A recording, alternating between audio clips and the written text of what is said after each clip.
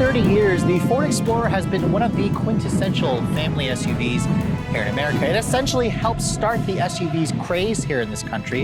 And over the years, it's also gone through quite a few changes, which is why this all-new 6th generation Explorer marks the biggest change in the Explorer's nearly 3-decade-long history. And today, I'm just outside of Stevenson, Washington, with the rest of the members of the Automotive Video Association for our annual Best Performance Car and Best Performance SUV Award. And the big question I want answered, with this all-new Explorer riding on an all-new rear-drive platform, this high-performance ST version, has Ford set the bar even higher for the family SUV segment? That's what we're here to find out.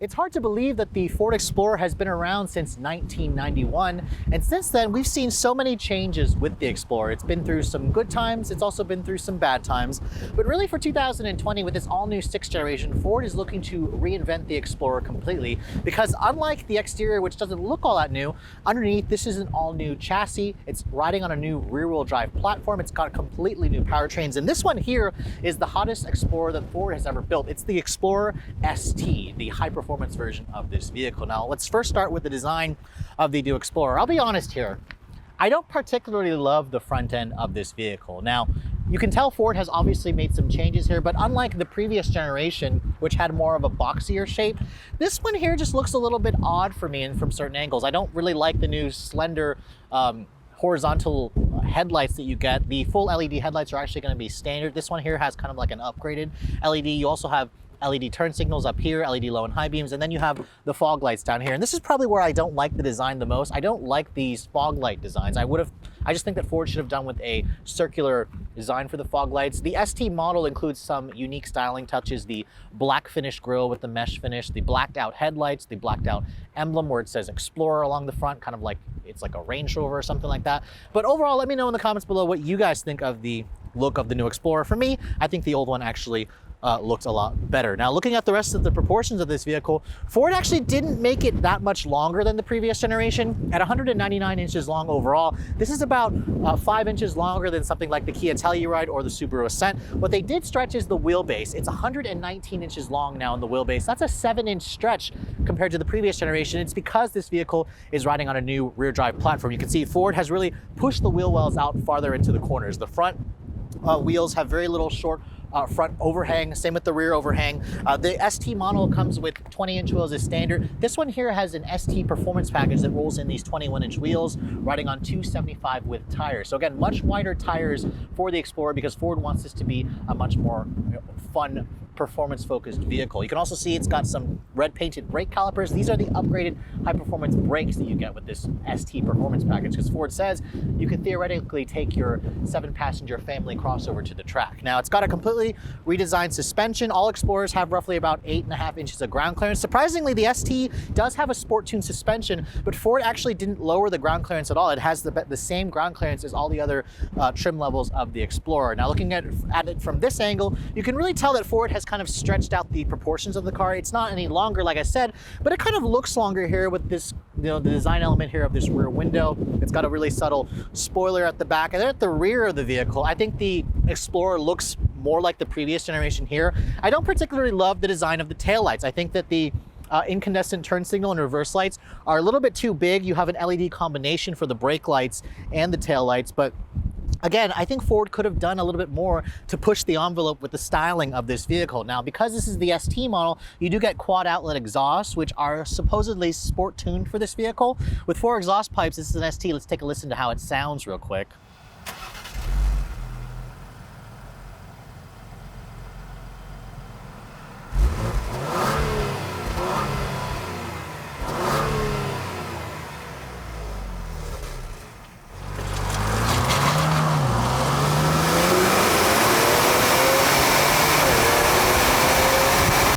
I have to admit, the ST badge makes a lot of promises for me, and I'm a little bit disappointed with the way it sounds, but I'll reserve judgment until we actually drive the thing. You can see here the tow package is standard on the ST model, and if you guys pick the Platinum trim, you will also get the quad outlet exhaust. Now looking at the cargo area, this is still a family SUV.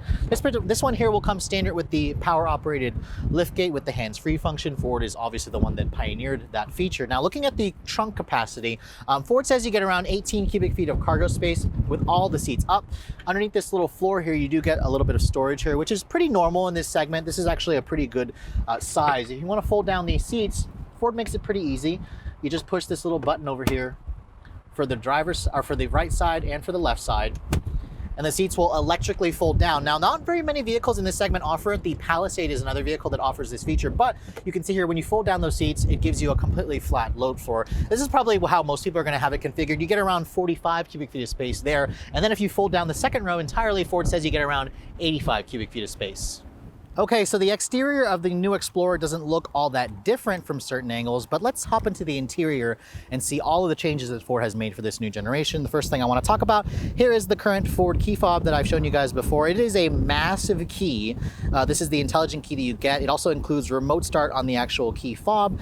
I think it is time for Ford to consider a key that is not quite as big as this key, just because it's really going to take up a lot of space in your pocket or your purse. As you approach the door handle of the Explorer, you can see quite a few things. Obviously, Ford has always done the touch-sensitive keypad over here where you could input a code, it'll unlock the car for you. And if you want to lock the car, just kind of touch your finger over there, that'll lock the doors. The mirrors will also electrically fold in.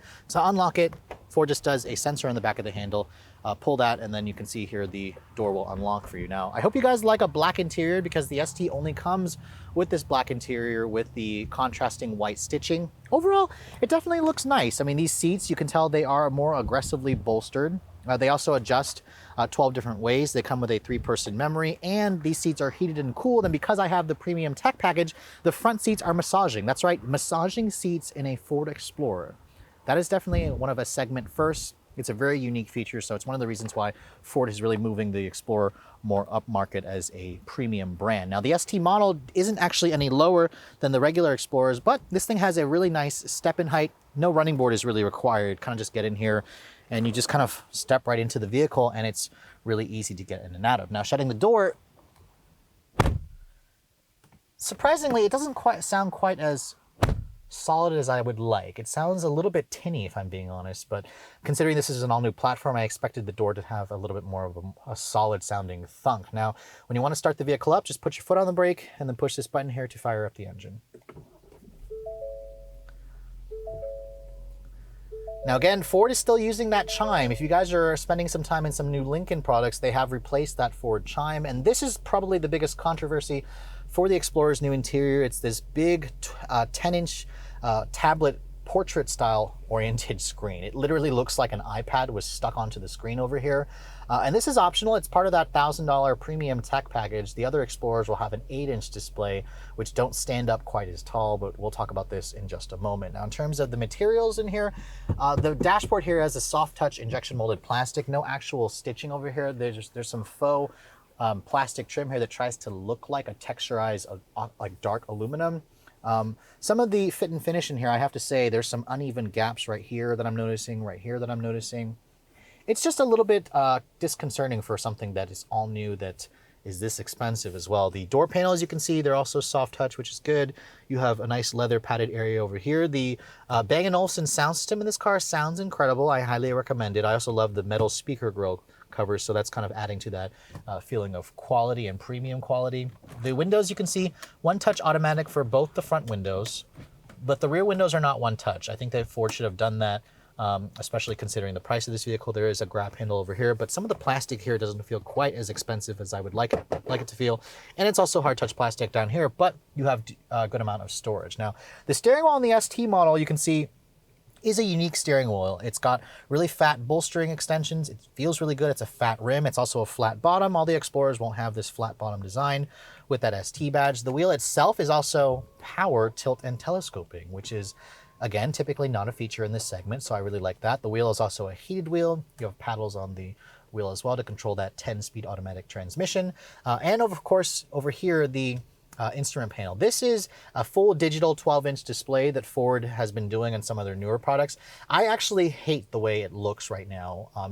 In the way like the tack is on that side in the like little bitty corner. There's a big digital speedo, and then there's a speedo that just shows 160 at the end. And then of course you can play with these little buttons over here, and you can show different functions of the vehicle and off-road status, the four-wheel drive system, tire pressure, your trip computer. I don't like the way this looks at all. I also don't like the color, but thankfully, if you mess with the drive modes over here, you can see if I go over to the right, it's a little bit sluggish to show the change. There's Eco, there's Sport. I like the way Sport looks because it actually splits it puts more useful information over there. You can see it gives me a speedometer, it gives me a full-size tack with your information in the middle, and then you've got your fuel and your temperature gauge right to the left, or to the right and to the left. I think this is the way the gauges should look, and then just change the color. I also don't particularly like the way that the drive mode knob is set up. Like, I don't always know which direction to turn to go to the actual mode that I want, and there's so many different modes to go through. It's just a little bit, I think they could have rethought this and made it a little bit simpler to use, and just also quicker. It's a little bit sluggish, as you can see, whenever you change between the different drive modes, which again, maybe some of you will think it's okay. I just think that Ford could have done a little bit better, but you can't argue with the graphics look good. They just need to beef up the speed and the usability. Now, going over here to the center stack, you can see completely redesigned dashboard over here. The dash itself is much lower than the previous generation, which had a very high belt line and a high dash, which made it feel a little bit claustrophobic. They've kind of gone away with that. The hood is definitely very prominent, but it just feels a little bit more open, a little bit more airy. This right here, with that tablet screen that's sticking up, it looks like an iPad. I actually think that it looks ugly when you first look at it, but once you're actually sitting in here and you're seeing it, I actually like it. I mean, look at that. There's Apple CarPlay here on the top portion. You can keep your radio information down here. You can adjust your settings. You can also go to like actual audio over there, go back to the Ford system pretty easily, and then switch back to the Apple CarPlay pretty easily as well. So this to me looks good. It's just kind of a problem if you're trying to pull up Waze, for example, and you want to take up the whole map. You technically can't do that with this system. Now, going over here, there are some hard buttons, which is nice. You have a volume knob, a tuning knob, you have your cooled seat buttons, your heated steering wheel buttons, you have dual zone climate control over there, which is nice. Push this button over here and you can see there is a 360 camera, but I just don't understand why it doesn't take up the whole real estate of the screen. The camera quality has definitely gotten better, so you can see Ford has made some improvements there. Now, the touch response, let's talk about that really quick. I'm actually still in the camera mode. Push the settings button over there. You can see this is where you can adjust a couple of things from the seat controls. Going over here to seats, that's where you can access the massaging seat function. I have to say, the massaging seat was unexpected in this segment. It's pretty much identical to the last F-150 I drove. The seat itself has a butt massager and a backrest massager. A butt massager is kind of really not what I expected. Most cars have a back massager, but it actually does a pretty good job. Now, it's not as good as the best from Volvo, the best from BMW, the best from Mercedes, but it is much better than what GM is putting in some of their Buicks and whatnot. The massage actually works decently. Now, over here, you can change the ambient interior lighting. Ford looks like they offer 6 different choices here for ambient lighting. And you can also mess with the driver assistance over here, and it could be a little bit faster. You see there's a little bit of lag there. I wanted it to be a little bit quicker there, so I'm a bit surprised that it did feel a little bit on the slower end. Now, let me disconnect the Apple CarPlay because I'm trying to go to the actual map here, and Ford's not really giving me that option to go to the map display. Going over there, no Ford display over there. Interesting, because I'm trying to just go to the Ford embedded GPS, and it looks like I can't access the Ford embedded GPS while the car is connected to CarPlay. So let me disconnect my phone over here. And you can see here, once I did that, it showed up some more icons. So if you want the actual Ford map display, which I wanted to show you guys, you have to disconnect the Apple CarPlay, but that could be, a setting change, a software change that Ford would do as an update. So as you can see, this is the Ford GPS system. That's how you can get basically a full GPS on the screen. It looks pretty good. They've definitely been updating this over the years, and the response is also relatively quick. So bravo for Ford for this new infotainment system. Sync 3 on the older cars was definitely starting to look a little bit long in the tooth. Going to your audio over here, you can see your presets are all down here. You've got some other choices over there. You can adjust your settings, you can go to your apps there, and you can plug in your phone again and connect the Apple CarPlay or the Android Auto. Now down here you can see good storage for your phone, 2 USB ports, a power outlet over there. There is a wireless charging pad right here on the back of this, which is good. You got two big cup holders over here. Now, this controls the new 10-speed automatic transmission. It's a Ford design transmission. It's got an M there for manual mode. Park is all the way over here. There were definitely times where I was pushing this thinking it was park, like some other cars where they make this as the P. So this definitely takes some getting used to. I also feel like there could be a little bit more differentiation. You have to kind of look here or look here to see what gear it is. You can't just go it by feel, which again will take some getting used to. There is a brake hold feature here. You have an electronic parking brake over here, and then you can see you can turn off your stability control, engage the automatic parallel parking, and then you have got downhill assist control, and then you can mess with your drive modes over here from this knob, like I said. Now over here on the center console lid, it's nice and padded, as you can see. It has good storage, but just a regular 12-volt in there. Some of the plastics in here, they look a little bit sharp. Like you can see there's a little bit of a jagged edge over there that you may cut yourself on if you're not paying attention. Now above me, you can see Pano sunroof, $1,700 extra. It lets in a lot of light. You have sunglass holders over there, and then you have LED lighting throughout the cabin, so that's very nice. The glove compartment you can see here is a pretty good size. It's damped, but it's not lined with felt. And the seats, I find them to be very comfortable. I like the thicker bolsterings that you get.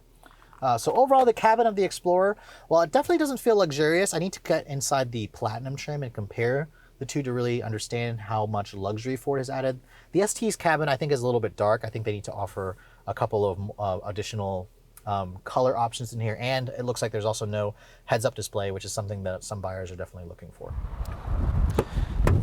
So this is a family vehicle, and the back seat obviously is going to be a huge consideration for families, and this is where the Explorer pretty much will meet your expectations, except if you're looking for an 8-passenger configuration, because sadly Ford only offers this in a six passenger like this one, or 7 passengers where you can get a bench seat over here. Now this ST model, as you can see, has plenty of legroom. Ford actually says you get around 39 inches of legroom here. That's pretty much matching that from the last Subaru Ascent, but I will say that the Telluride I feel like had a little bit more legroom. Not much. This is still very spacious back here. Now, in terms of features, I really like these captain's chairs.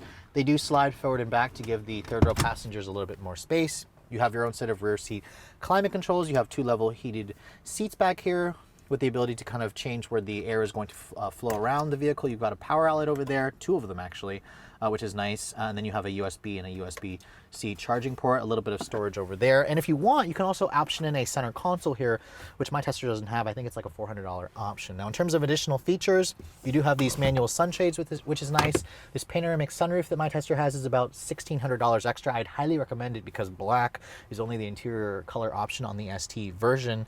But overall, the materials, they're pretty nice. It's pretty typical for the segment. You have 2 matte pockets, so I think a lot of people will be happy. But the third row is always the biggest test, so let me hop back there and see how that's like.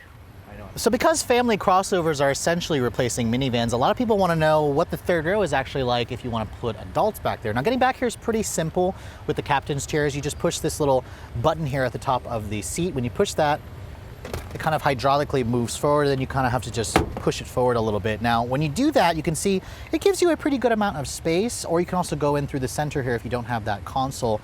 So there are 2 different ways to get into the third row, but let me get back here to show you guys what it's like. Now, I'm going to scoot over to this side here, and this is with the seat all the way back, which you can, again, move the seat forward to give you a little bit more space. I think Ford said the legroom back here was like around 29 inches, but I suspect that's if you move the seat forward, because as you can see, my knees are hitting the back of the seat back, but it's not bad. In terms of features, it's all hard touch plastic back here. You do have 2 rear seat air vents that are in the ceiling. There's some LED lighting, but I'm surprised to see that there is no USB charging back here. A lot of competitors like Subaru have a lot of USB charging ports. Like, they could have at least put a couple back here. There's only 2 in the front on the center console. So I think Ford should add some USB charging back here, and maybe just a little bit more features to make it feel like a little bit less like back of the bus penalty box back here. Now, a couple of things I'm also noticing. This vehicle is about 79 inches wide. I don't understand why they couldn't squeeze another seat here. Like, they could have easily put another center seat over here, so this would expand the seating capacity of this vehicle to 8. But as it sits, 7 is the max. So if you want to seat 8 people, you're gonna have to go to the competition. So this is the high performance version of the Explorer. So you're probably wondering what's going on underneath the hood. Now, when you first lift the hood, I'm surprised that it's not held up by struts considering the price of this vehicle. Now, looking at the engine, this is where you're going to immediately tell that Ford has switched to a rear drive platform, because the engine is no longer mounted transversely. It's now a longitudinally mounted V6. And all the STs will come with the most powerful V6 currently available in the Explorer here in America. It's a 3-liter twin turbocharged V6, basically the same V6 you'll find in a lot of Lincoln products. In the ST, it makes the most power, 400 horsepower and 415 pound-feet of torque. That is very insane numbers for this segment of vehicle. I mean, where most cars have naturally aspirated V6s with like under 300 horsepower. Now, this engine is actually available in 2 different tunes. If you guys go for the Explorer Platinum, you'll have this motor, but with 365 horsepower. So the 400 that you're getting from this is pretty nice. Now, if you guys don't want this much power, there's also a regular Explorer that comes standard with a 2.3-liter EcoBoost 4-cylinder that has about 300 horsepower, which should be suffice for most people. If you guys option for the Explorer Limited, Ford also offers a hybrid version, which has a 3.3-liter V6 and around 318 horsepower. Now, I only have the ST here to drive, so whenever Ford sends me the other trim levels, I'll be happy to do another video on that. So we'll focus primarily on the ST. Now, fuel economy, it varies across the board because of so many engines. This one here is rated at 18 in the city, 24 on the highway. All-wheel drive is going to be standard equipment on the STs and all the Explorers with this powertrain, which is again a more rear drive biased all-wheel drive system. You can get rear drive on the hybrid version and the 2.3-liter EcoBoost model. Now, the Explorer is rated to tow a maximum of 5,600 pounds, which also surprised me because of the rear drive chassis. I expected Ford to at least hit 7,000 pounds. Ford apparently says they just didn't really want to go to that number because if you want more towing, you're going to go buy a Ford Expedition. That's basically what they said for customers who do want more towing. And as this one sits, it is relatively heavy. This one weighs just under 5,000 pounds, so keep that in mind. Now, despite all the weight, Ford says the ST should get to 60 in around 5 seconds, so let's get this out on the road and see how it performs. So I honestly can't remember the last time I actually did a review on a Ford Explorer for you guys. I think the last time was maybe when I worked at the Ford dealer like 5 years ago. It's been a while. And to be honest, when I drove the 5th generation Explorer then, I was not in love with it. Even the Explorer Sport, because that's kind of what the ST Explorer replaces, is the Explorer Sport. The Explorer has always just felt kind of ponderous. It always felt kind of big. And I wasn't really in love with how big and how clumsy it felt. So this all-new version, the first thing I'm noticing right away, it will blow away your negative perceptions of the Edge ST. The Explorer ST, you can tell Ford has really built this car around the ST trim level from the start. It has a very planted, very well-sorted feel. It has a very confidence-inspiring feel. It feels heavy, it feels planted, it feels secure. You can feel that this is a rear drive chassis. It feels basically like nothing else in the segment except for maybe the Dodge Durango, which I haven't driven one of those in a while, but it just feels really nice. Now, to be honest, I'm not entirely sure how many people are looking for this type of feel in a family SUV, but it's nice to see that Ford has thought of that and they're really, upping the bar for the Explorer. It has a much more premium feel to it. Now, the steering in this vehicle also, you can see, it actually feels really good. It's very heavy, it's very quick. The body stays relatively planted, and the ride quality on this very smooth road is tolerable, but I am noticing the big 21-inch wheels. This has a very firm ride quality. Now, it's not harsh for my taste, but I have to admit, if I was going to have kids in the back and they fell asleep, I would probably be a little nervous that the bumps or whenever I put my foot down would wake them up. It's just not the quietest and most cushy vehicle, which is fine. That's not the ST's mission by the Explorer Platinum if you're looking for, the cushiest Explorer available. Visibility in here is also pretty good. You can see the view out of the front is good. This A-pillar here is fairly large. The hood does, protrude into your view, but you've got good side mirrors. Ford's Advanced Co-Pilot 360 is standard. The Co-60 360 Plus, or the 360 Plus, whatever, that is optional. That includes the adaptive cruise control with stop and go and the lane keep assist. So the automatic emergency braking is going to be standard, but if you want adaptive cruise control, you have to option it up on the XLT. It's standard on the limited and up trim levels. But this is a rear drive car now, and the all-wheel drive version has more of a rear drive bias. So it's in sport mode now. I'm gonna put my foot down here and let's floor it and see how it does.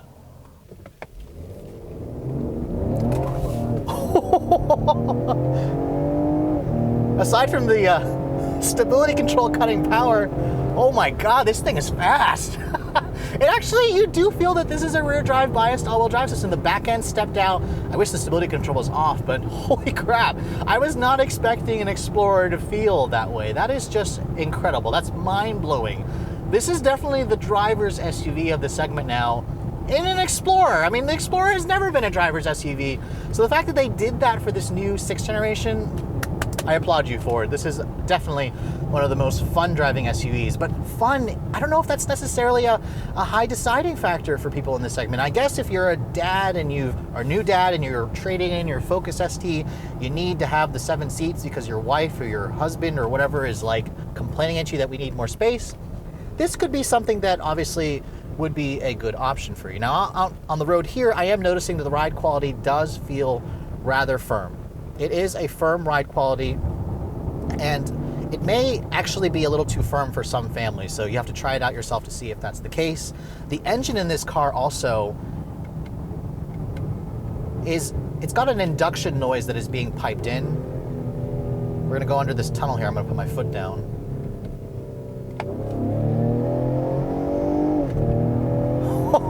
This thing is so quick. It definitely feels like it'll get to 60 in around 5 seconds. This is just insane. This is a Ford Explorer. I didn't expect an Explorer to accelerate like this. Now what I'm gonna do is I'm gonna turn off the traction control. I'm gonna see if this thing actually has launch control. We're gonna try to brake torque it and see how it does. This is the new 10-speed auto, remember?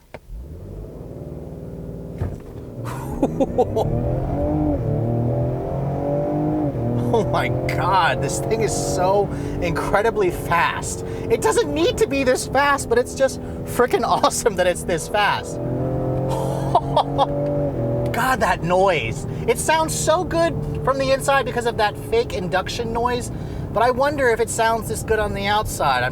I'm skeptical if it sounds this good on the outside. It is just a phenomenal driving SUV.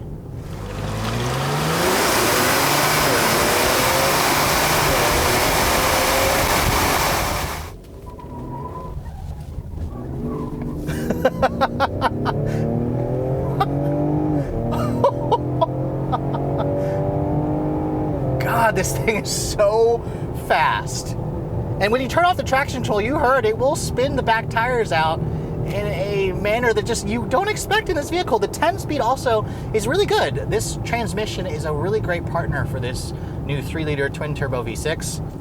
I could just have such a ball driving this thing. It is a car that will probably get you into trouble, so keep that in mind if you your spouse or your significant other just has too many speeding tickets. You probably don't want them to drive around an ST version of this car.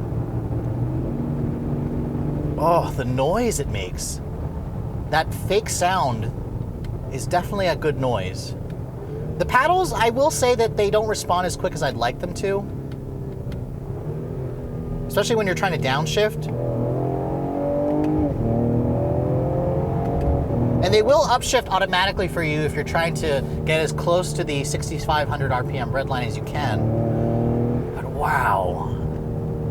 Best driving family 3-row SUV in the non-luxury space? Absolutely. This car would challenge a BMW X5 in terms of acceleration. Not the X5M, but easily the last X5 xDrive 40i that I drove. They're pretty similar. I think this is a little bit faster. The Beamer's like 5.5 seconds. But what Ford has done here is they've built basically almost like an American BMW X5. That's how it drives, essentially, this new Explorer. The mass of this vehicle really shrinks when you start attacking your favorite road. It's just not necessarily the most comfortable version, but I need to drive the other trim levels of the Explorer before I kind of write off the Explorer as having a harsh ride quality. So when Ford first took the wraps off the all-new 2020 Explorer in Detroit earlier this year, I have to say they really set the bar up very high, considering this was an all-new rear-drive platform. They were promising an ST version with 400 horsepower. This was supposed to be the most performance-oriented and most luxurious Explorer that Ford has ever built. And I have to say, after spending the day driving the Mac Daddy of the Explorer lineup, the ST, I am coming away from this experience somewhat impressed. This is definitely the fastest. This is definitely the best handling.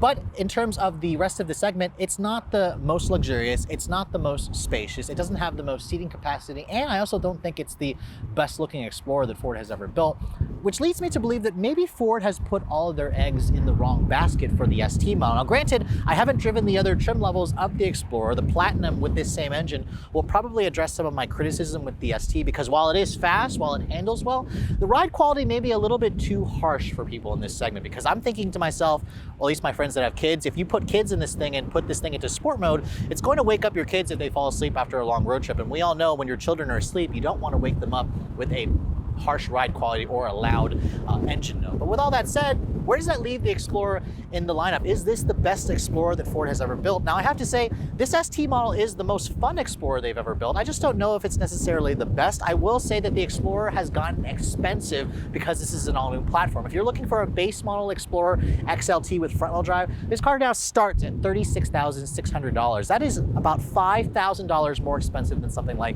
a Subaru Ascent or a Honda Pilot. Now, of course, Ford would argue that this is a vehicle that competes kind of in a class above this, but that's kind of where the Explorer blurs the white or the line between luxury and mainstream brands, because this ST version stickers for $54,700 for the base line. Now, of course, the ST already comes pretty well equipped. My tester here has the panoramic sunroof for $1,700, the performance package for $1,500. You have the premium technology package, which for $1,000 includes the massaging front seats, which you can't even get in most of this segment, that 10-inch vertical tablet screen, which is probably a good deal for about $1,000. All in, this one here stickers for just over $61,000, which for me, that's kind of where I have my problem with the Explorer ST, because I think it's just too damn expensive for what it is. You could get something like a Lexus RX, an Acura MDX, an Infiniti QX60, which are technically luxury brands, but I would argue that the Explorer is faster, it handles better, but what it's lacking is a luxury badge. So you kind of have to wrap your head around the idea of